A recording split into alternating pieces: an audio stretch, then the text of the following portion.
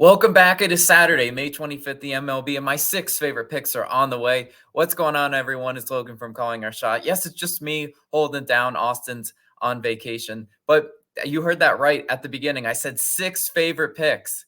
Yeah, we've got a big card today. Hopefully, we can go ahead and make some money. But let's talk about a quick recap from yesterday. A frustrating day, a 2-3 day, losing just a little over a unit and almost a quarter. Let's talk about them. We had the hit parlay of the day. That cash, those have been red hot. Luckily, those have been keeping us afloat. We had Verlander under and earned runs. That one cashed. Deep fly ball from Toro made my heart stop for a second, but luckily that one came through.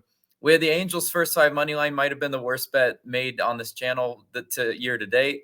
No chance. And then we had the Giants and Mets, no run first inning. Thank you, Kyle Harrison, for just costing us money once again. You hate to see that. Hint, hint, I'm not done with that series. And then we had the Yankees game under to cap off such a frustrating night. You had 7 runs scored all off of Yu Darvish, just Yu Darvish hosting a home run derby. Disgusting. I would have never seen that coming in a million years. And then they were stuck at 7, and I was like, oh, can we get some luck? The top of the 9th inning, one of the worst pitchers ever, Johnny Brito comes in, and a wild pitch scores the runner. You can't make this stuff up.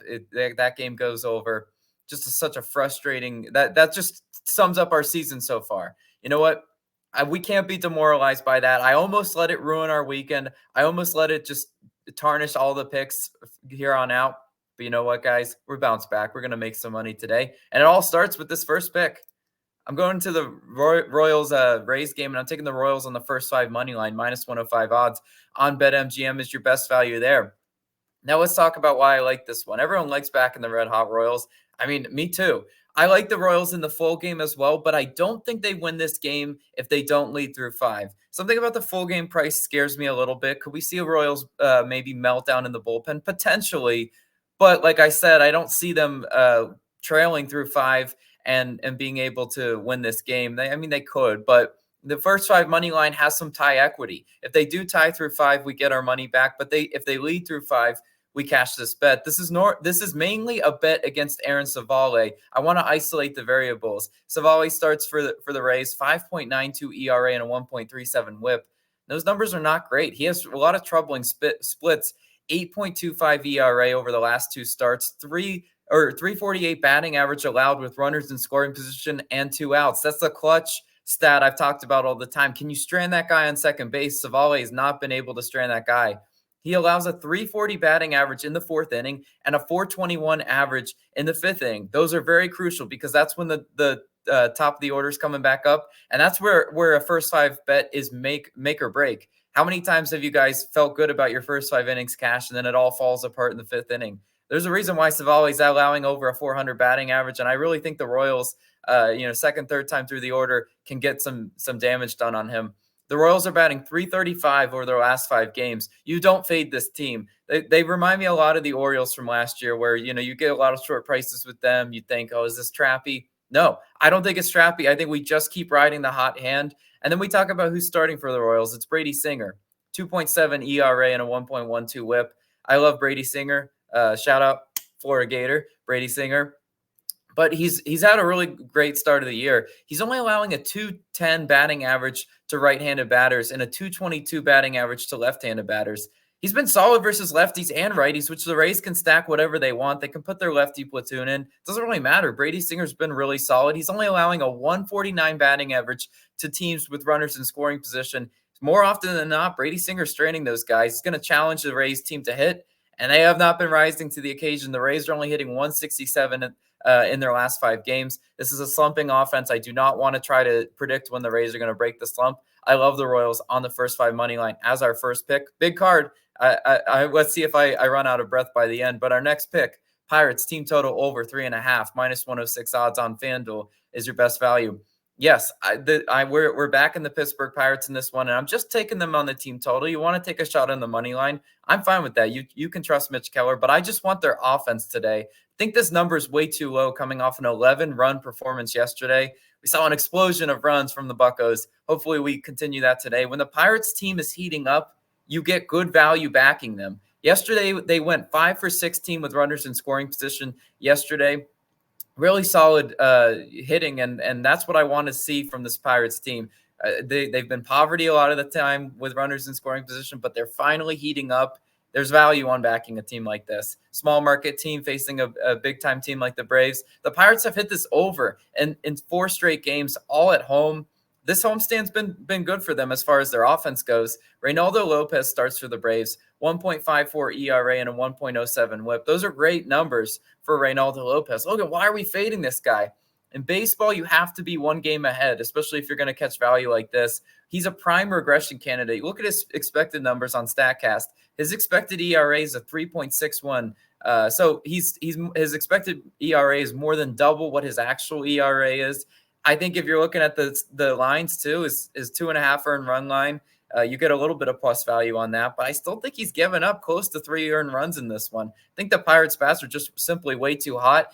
Considering Lopez is a 2-pitch pitcher with a 4-seamer and a slider, that's why his outs line is always near 15.5. Because 2-pitch pitchers don't make it that far into games. Eventually, they figure him out second, third time through the order. Pirates have a great batting average and run value versus the 4-seam fastball, which, again, I told you that's Lopez's primary pitch. They're not as good versus a slider, but, again, he's a 2-pitch pitcher. Can you set fastball? And if his slider isn't going for strikes, I mean, it could be a good day for the Buccos offensively. Pirates are hitting 273 in their last 5 games. 263 versus righties. I needed to see them be able to hit righties and lefties. I know they've went through patches where they couldn't hit either. I like this offense a lot. And then we talk about the bullpen too. Once Lopez comes out, Atlanta's bullpen has showed some weakness lately. Talk about that Padres series. They gave up some runs. Yesterday, they gave up some runs. I really do like the Pirates team total over 3.5. I think that line is simply way too low considering where this offense is at. I think we're getting value on a team like the Pirates. Give it to me all day long. Let's go into our third pick. It's a money line. You guys will like this one, right? I'm taking the Guardians on the money line. Minus 125 odds on DraftKings is your best value. I'd be surprised if this one gets any lower than minus 125. If we get some solid reverse line movement on this one, well, then maybe it's chalked. But the Guardians are on a 7-game win streak. You don't fade streaks like this in baseball. Simply, these teams are just playing so well.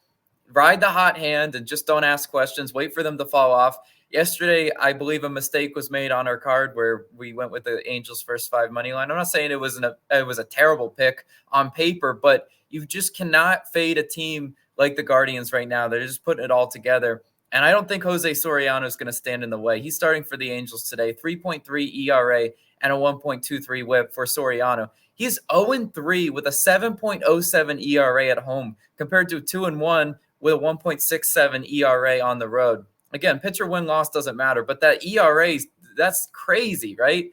He's not been a good home pitcher. And after putting up 10 runs on Patrick Sandoval and the bullpen yesterday, this Guardians offense isn't messing around. I really do like their matchup against Soriano. Soriano allowing a 278 batting average with 2 outs and runners in scoring position, something the Guardians have excelled at hitting with runners in scoring position this year, all year long.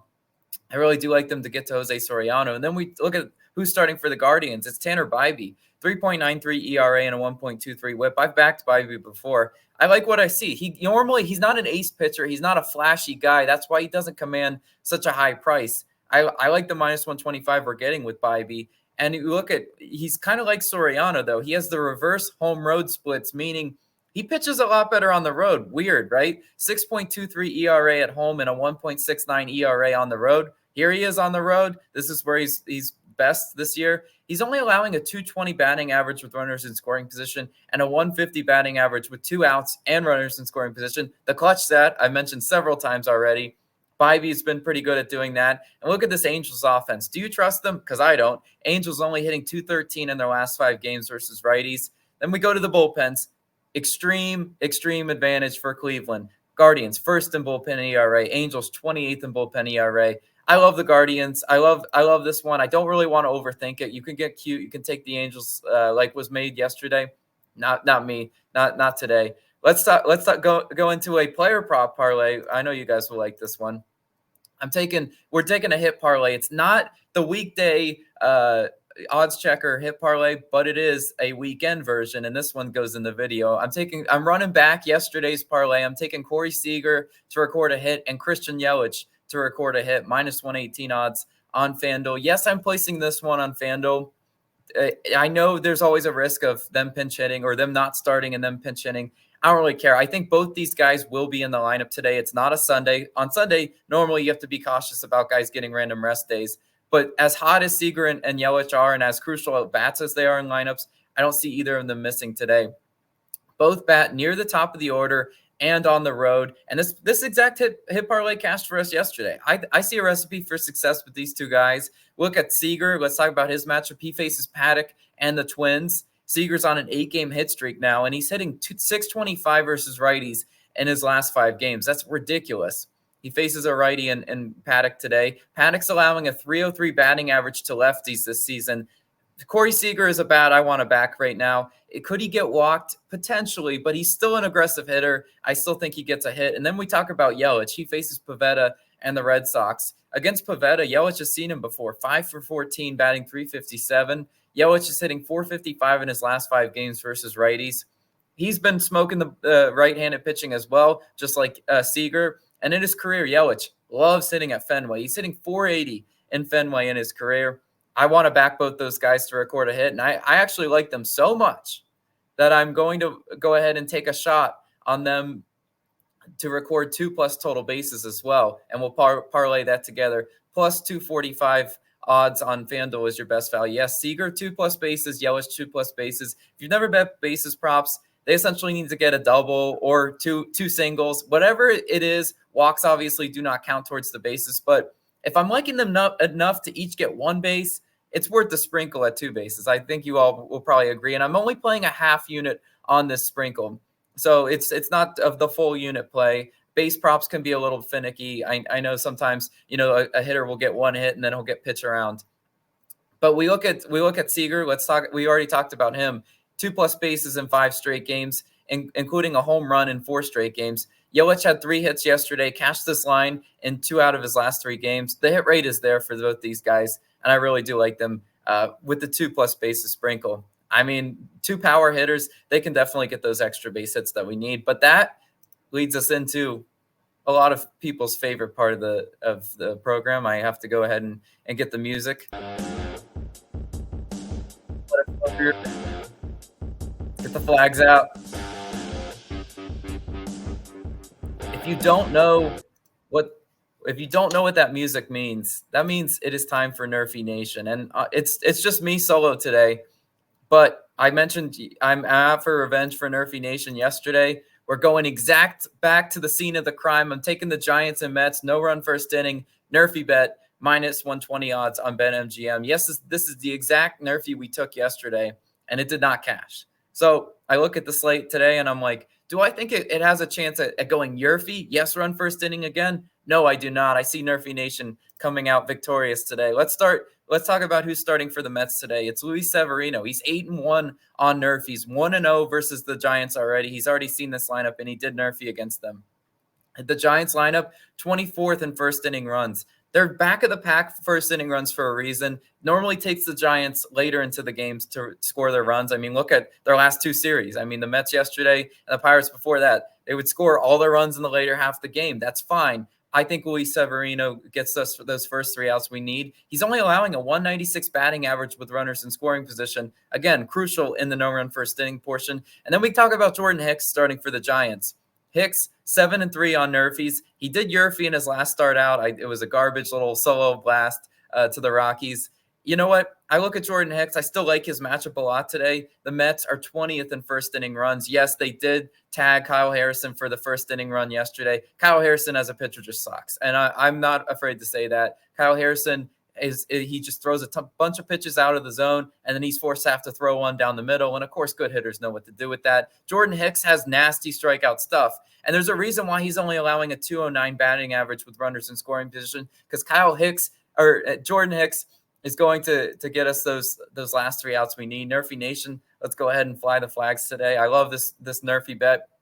Again, it's the under half innings or under half runs in the first inning in this one. We need 6 outs. Nothing on the board, just 0-0. But that will do it for the picks today. I know a massive Saturday card, so let's quick do a recap of them. We had Royals on the first 5 money line. We had the Pirates team total over 3.5. We had the Guardians on the money line. We had Seager and Yelich hit parlay, and we also had a Seager Yelich 2+ bases sprinkle parlay. And then we had the Giants and Mets no run first inning. Thank you guys so much. A longer video than normal, longer card than normal. But again, it's just me holding down the fort. We're going to get back on track today. We're going to make some serious money, and I'll catch you guys tomorrow. See you then.